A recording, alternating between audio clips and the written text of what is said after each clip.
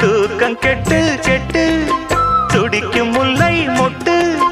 தேக்கு மர தேகம் தொட்டு தேடி வந்து தாளம் தட்டு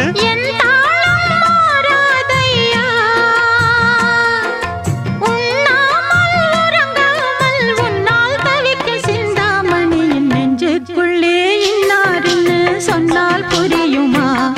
அது கொஞ்சி